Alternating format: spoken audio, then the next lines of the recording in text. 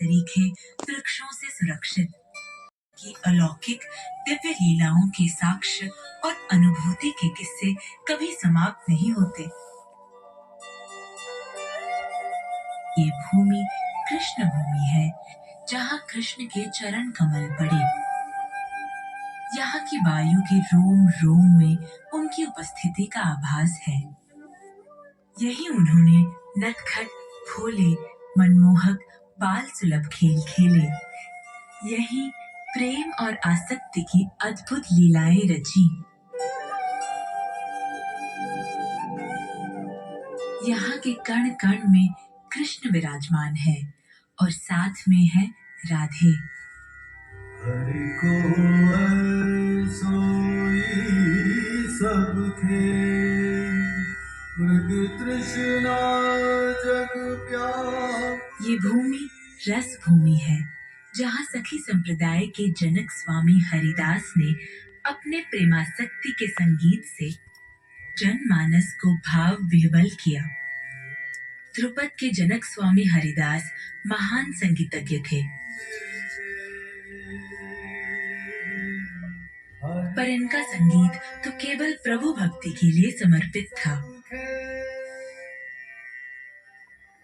जाकी कृपा पंगु गिरिलंग है, आंधर को सब। ये भूमि भक्ति भूमि है, जिसकी सोंधी मिट्टी की महक में रचे बसे हैं सूरदास जी के अनगिनत दोहे।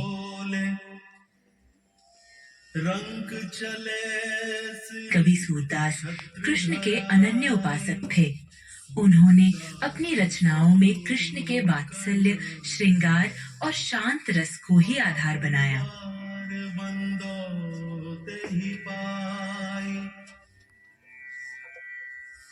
मेरे तो गिरधर गोपाल। ये भूमि आसक्ति भूमि है, जहाँ मीराबाई ने कृष्ण प्रेम में अपने जीवन का उत्सर्ग किया।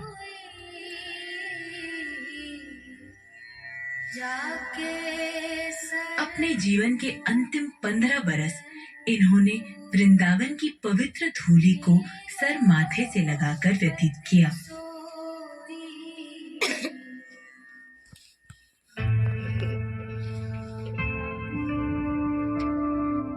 यही वो वृक्ष है जिसकी छांव तले चैतन्य महाप्रभु ने प्रभु का संकीर्तन किया।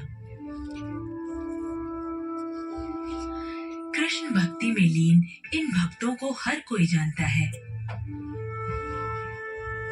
इन्हीं की तरह भक्ति की पराकाष्ठा पर पहुंचा एक नाम और भी है, कवि रस खान, जिनके जीवन का सार था भक्ति और प्रेम, जो कृष्ण भक्ति में वृंदावन की मिट्टी से ऐसे जुड़े कि मृत्यु भी उन्हें अलग न कर पाई। जो जन जाने प्रेम तो। यूं तो रस खान के राधा कृष्ण भक्ति के दोहे और सवैया बचपन में हम सब ने पढ़े हैं, लेकिन कृष्ण भक्ति की उनकी ये यात्रा कब और कैसे प्रारंभ हुई और किस ऊंचाई तक पहुंची, इस बारे में जानने के लिए आइए हम उनके जीवन को खंगालते हैं। जाति पाति पूछे नहीं कोई, हरि को भजे सो हरि के होई। जगत गुरु रामानंदाचार्य स्वामी द्वारा रचित ये दो पंक्तियां हमारे धर्म की संपूर्ण व्याख्या कर देती है। ईश्वर की दृष्टि में जात पात धर्म संप्रदाय का कोई अर्थ नहीं है, वो तो सबसे प्रेम करते हैं। ये कथन कृष्ण के अनन्य भक्त कवि रस खान पर पूरी तरह चरितार्थ होता है। कृष्ण की भक्ति में वो ऐसे डूबे कि हिंदू और मुसलमान के बीच के सारे अंतर भूल गए। बोध और आलम के अलावा भारतेंदु हरिश्चंद्र ने जिन मुसलमान भक्तों के लिए कहा था कि इन मुसलमान हरिजनन पर कोटिन हिंदू वारिये, उनमें रसखान का नाम सर्वोपरि है।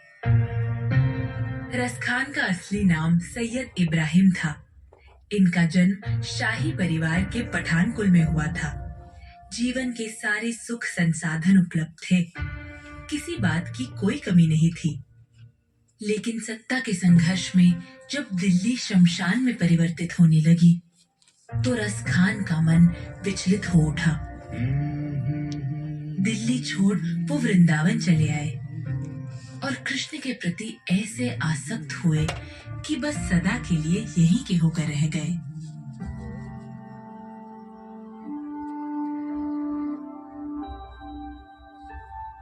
रस खान कृष्ण भक्त कैसे बने, इसकी भी कई कहानियां हैं। एक कहानी ये है कि रस खान ने कृष्ण की चर्चा सुनी और कौतूहलवश उनके दर्शन के अभिलाषी हो गए। एक कहानी ये भी है कि रस खान ने कहीं कृष्ण के चित्र को देखा और देखते ही ऐसे मोहित हुए कि दर्शन पाने स्वतः वृंदावन तक खींचे चले आए। कृष्ण के दर्शन हेतु मंदिर गए, मगर मुसलमान वेशभूषा में होने के कारण मंदिर में प्रवेश नहीं मिला। दुखी हो गए। क्या करें, कुछ समझ में नहीं आ रहा था। आहत होकर गोविंद कुंड के पास बैठ गए।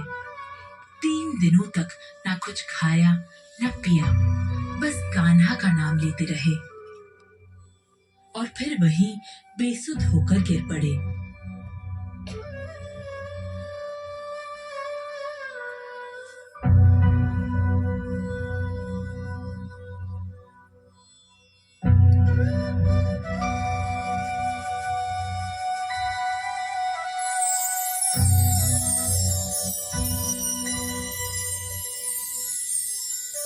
तब श्री कृष्ण ने उन्हें दर्शन दिए साक्षात और द्वारपाल के अनुचित व्यवहार के लिए क्षमा भी मांगी। श्री कृष्ण ने ही उन्हें रस खान नाम दिया। रस खान अर्थात रसों की खान। क्षण भर में वो सैयद इब्राहिम से रस खान हो गए। कृष्णमय रस खान।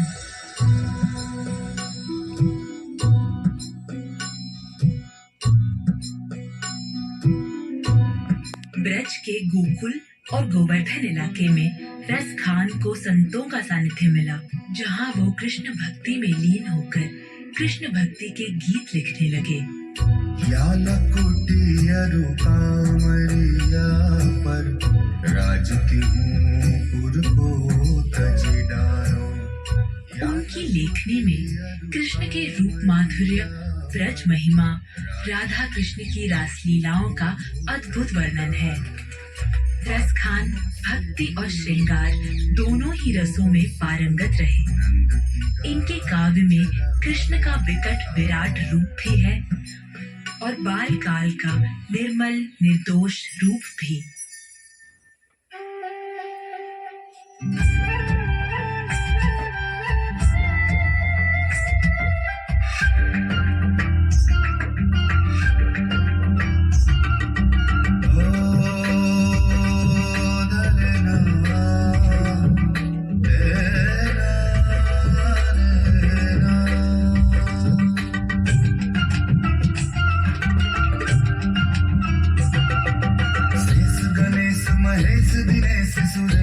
जाहि निरंतर गावे,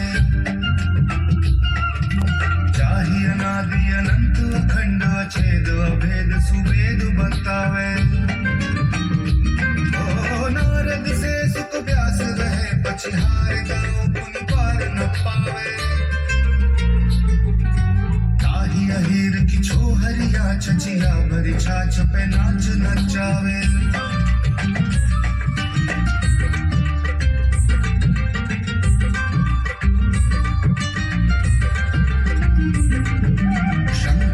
सुर जाहि भजय चतुरानन, ध्यान में धर्म बढ़ावे।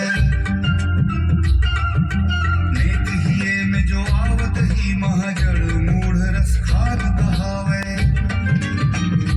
ओ जो पर सुंदर देव वधु, नहीं भारत प्राण अबार लगावे।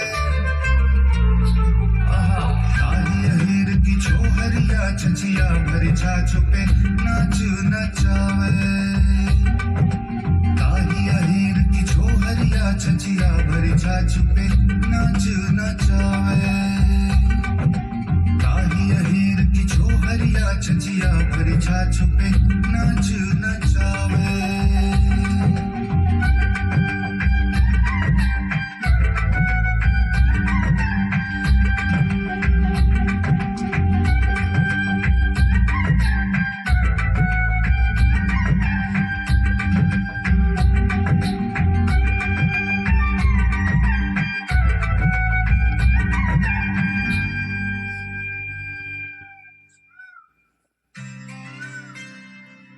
प्रेम रसखान के जीवन का आधार था।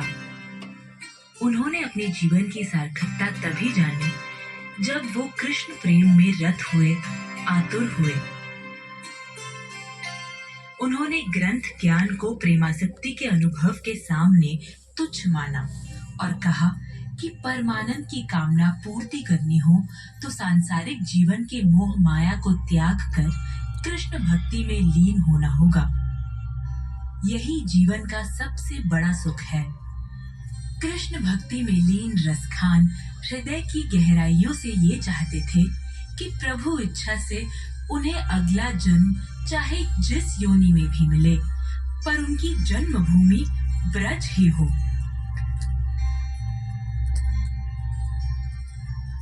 मानस हों तो वही रस खाने, बसों ब्रज गोकुल गांव के ग्वारन। जो पशु हों तो कहाँ बस मेरो, चरों नित नंद की थेनो मझारन। पाहन हों तो वही गिर को जो, धर्यो कर छत्र पुरंदर धारन। जो खग हों तो बसेरो करो, मिली कालंदी कूल कदम्ब की डारन।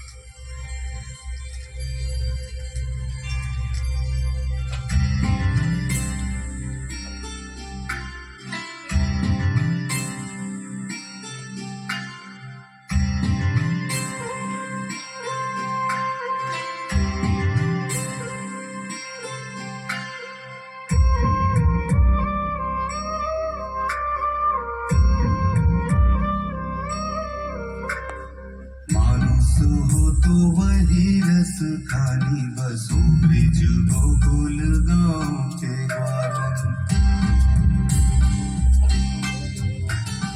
मानुस हो तो वही रस खानी बसो ब्रिज गोकुल गाँव के ग्वारन। जो पशु हो तो कहा बस मेरो, चरो नित नंद की धेनु मंझारन।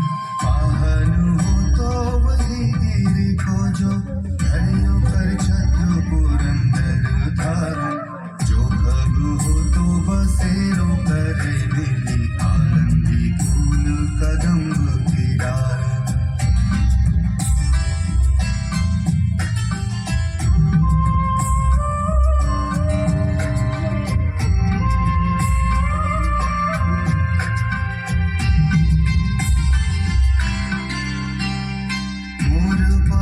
सिर ऊपर राखी हूँ गुंज की माई, गले पहनूंगी। मोर पाखा सिर ऊपर राखी हूँ गुंज की माल, गले पहिरूंगी। ओढ़ी पीतांबर ललकुटी बन, गोधन ग्वारनी संग फिरूंगी। भाव तो वही मेरो रस खानी, सो तेरे कहे सब स्वांग करूंगी। या मुरली मुरली धर की अधरान धरी अधरान धरूंगी। मानुस हो तो वही रस खानी, बसों ब्रज गोकुल गाँव के ग्वारन।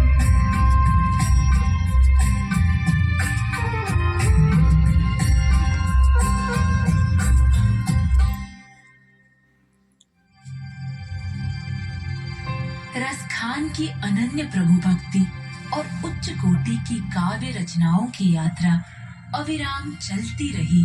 चलती रही और जब रुकी तो स्वयं योगेश्वर कृष्ण ने अपने हाथों से उनका अंतिम संस्कार किया, उनकी कीर्ति को बढ़ाया। जिनके दर्शन मात्र के लिए न जाने कितने योगी और सिद्ध पुरुष आंखें बिछाए प्रतीक्षा किया करते हैं, उस सिद्धेश्वर ने स्वयं रसखान की इह लीला को पूर्ण विराम देकर सम्मानित किया। रसखान हमारे साहित्य की अनमोल धरोहर है। रसखान हमारी धार्मिक और सांस्कृतिक एकता के प्रतीक हैं। देश विदेश